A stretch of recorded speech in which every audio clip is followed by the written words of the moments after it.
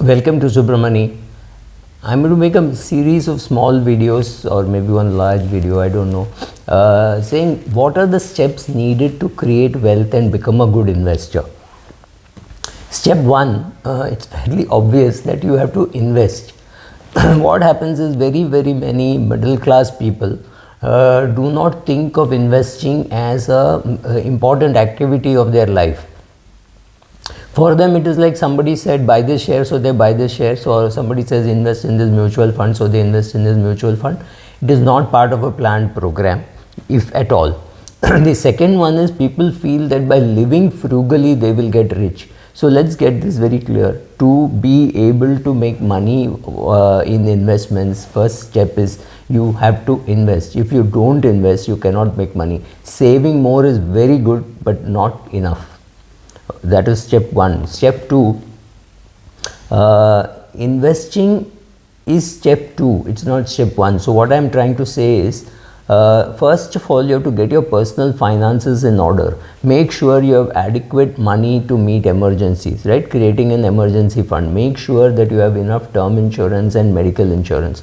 Make sure that you have written a will, that your parents have written a will, or your children have written a will, depending on your age, especially if they have real estate. In fact, only if they have real estate, a will becomes so important. Will is also important for people with little more complicated life of having got married, divorced, or widowed, or losing the husband or losing the wife, and remarriage and more children. So if you have children from the first marriage and second marriage, or only from first marriage and not from the second marriage, these are little more complicated cases. In such cases, a will becomes even more important, but anyway, a will is important for everybody. Only when you have your personal finances in order should you start investing. Don't start investing before that. You will make losses, you will make a mess, you will come out of it bloodied, and then you will not get back into the market for a long time. Let's say you come into the market at the age of 23 or 24 and none of your finances are well organized, and you lose your father who is the earning member, and suddenly you realize that his finances were in a mess and you have lost money in the market. You will never come back into the market for 10 years. So don't hurt yourself by coming into the market a little prematurely. You might as well take your own time, ensure that your personal finances are in order, and after that you come into the market. Again, that's a longish process, so but don't try shortcuts. Shortcuts don't work in real life, so take your time, build your safety net, build your insurance, make your will, and then come into the markets. That makes more sense. Most advisors, especially my age, will advise you to be very conservative. Why am I telling you to be so conservative when personally I am pretty aggressive in my investment? It's very simple. When you are more conservative, you can take more losses. You can afford to take hits. For example, right now, many people have lost their shirt, pant, and even their undergarments in cryptocurrencies. Why am I not losing any money in cryptocurrencies? I've just stayed away. That's one of the best things that I've done from things which I do not understand. I do not understand cryptocurrencies, I understand risk, right? So it's very important that you should first try to understand wherever you are going to invest. So if it is equity market, spend some time and effort, learn. Till that time you don't know what to do, that's fine. You invest in an index fund, right? That's the way to start. So start with an index fund. Slowly, when you learn, build your equity portfolio. The advantages of starting very conservative is you can take more volatility. If your portfolio is conservative, you can take more volatility. So also, if you have built, even as a retired person, if you have built your basics, then you have a pension and you have some index fund. After that, taking risk becomes easier. Instead of people who go in and say, oh, I've got 2 crores for retirement and I'll put 1 crore into Yes Bank. I've actually seen a person do that, right? Yes Bank bought it 300 or 200 or something like that with retired money. With retirement money. This is ridiculous. So first, get the process right, get your will in place, get everything, your insurance, everything in place, and after that, when you start investing, you can afford to take more losses, and losses will definitely happen, especially if you try entering direct equity and not through mutual funds. Mutual funds also you will lose money, but perhaps less. The process for starting to invest is very simple. Let us say you're 22 years of age.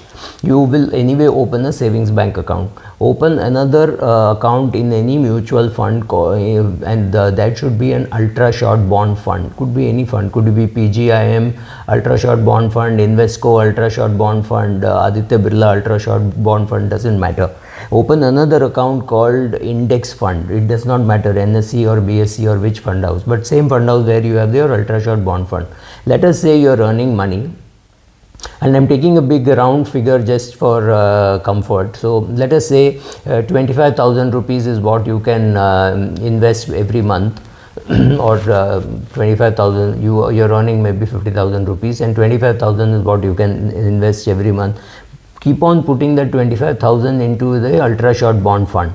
After 1 year you will have 2.5 lakhs, and after 2 years you will have 5 lakhs. Let us assume for a minute that you need 5 lakhs for your emergency fund. So your emergency fund is already created in the ultra short bond fund, but don't stop putting that 25,000 into the ultra short bond fund. Now start a STP, systematic transfer plan, from the ultra short bond fund to the index fund. That could be something like 5,000 or 10,000 per month over and above the 25,000. So you're putting 25,000 into the ultra short bond fund, so start putting 30,000 into the into the index fund, through an STP, but this 25,000 should keep going into your ultra short bond fund. Now whenever you have a surplus, for whatever reason, somebody gave you money, you got Diwali money, you got some bonus, something like that, you start putting into your savings bank account and transferring it to your ultra short bond fund. So let it accumulate in your ultra short bond fund. Remember, 5,000 extra is going out of your ultra short bond fund, so it's fine. You will have something like 5 lakhs in your ultra short bond fund, and the remaining money will be in your index fund. So these 3 accounts you open, just don't worry. Keep on putting money in the ultra short bond fund and keep putting the extra money into the into the index fund. So go and have a look. Anytime you find that you've got 6-7 lakhs in the ultra short bond fund, pick up 2 lakhs and put it into your index fund. Don't worry whether the market is going up, going down, sideways, doesn't matter. You're 22 years, you're going to remove that when you're 65, right? So 40 years, does not matter, index will go up. So this is the best way for any youngster to make a start. Many youngsters ask me, what is the rate, will I get a higher return in small cap or mid cap or in large cap? Honestly, till you're about 40 years of age or 45 years of age and you have accumulated a corpus, rate of return doesn't matter. What matters is the saving rate. What rate of your income are you able to save? Are you able to save 10%, 20%, 90%, whatever? That is far more important. So concentrate on the amount that you save, that which will get converted to investment. So how much money can you put into your ultra short bond fund on the monthly basis, whatever percentage, then calculate the percentage and check out whether you are happy with the percentage. And so these 2-3 things are very important. And then when you are getting married, make sure that you marry a girl who's got similar ideas, because most fights, most marriages which end in divorce, they could tell you different reasons, but largely starts with financial misunderstanding, not being on the same page and things like that. So very important that you get married to a person who is financially also compatible with you. If somebody tells you equity is risky, they are right. If somebody tells you debt is risky, they are right. Right, so it's very important to know that equity is risky in the short run. The money that you require 3 months later should not be in equity. It should be in very low volatile debt instruments like ultra short bond fund or liquid fund or a bank FD, where there will be no volatility. And because you are not worried about inflation over a 3-month period. 3-month inflation is not going to hurt you. Even if it's a 2-year thing, if 2 years later you want to get your kid admitted in school, some school which costs you about 3 lakhs, and you're saving 10,000 per month or 15,000 per month for that amount, then fine, perfectly all right, that should become an RD, or that should become an get into ultra short bond fund or liquid fund. That's very important. However, money for your retirement and your wife's retirement and all that, which is 25-30 years later, should go into equity. So both are risky. Equity is risky, debt is risky, but you have to understand why you're putting in equity and why you're putting in debt.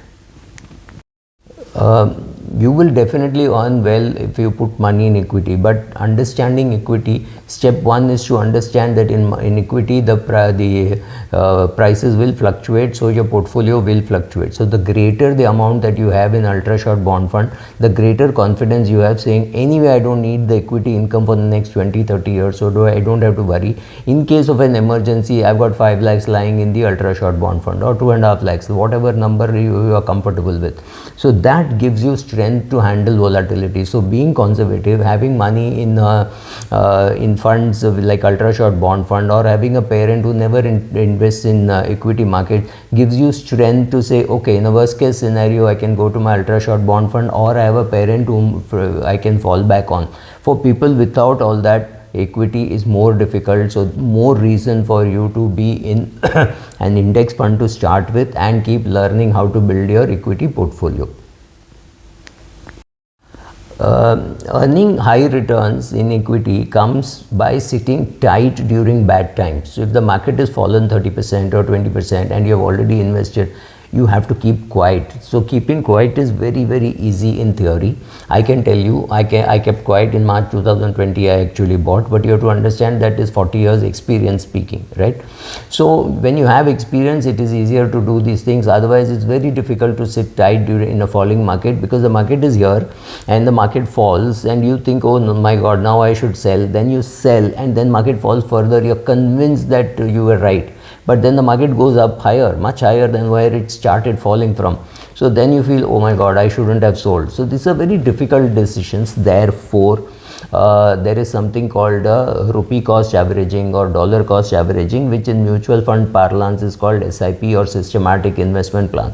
I'm sure you can Google and find out what is systematic investment plan. But systematic investment plan does one thing. It removes from your head the fear that whether you should be investing. So if you're 22, yes, go ahead and put money in equity, knowing that you require it after 40 years.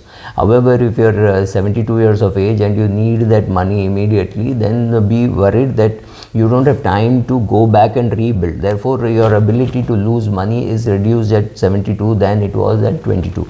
So you'll have to be more conservative. That's all. Nothing else really matters.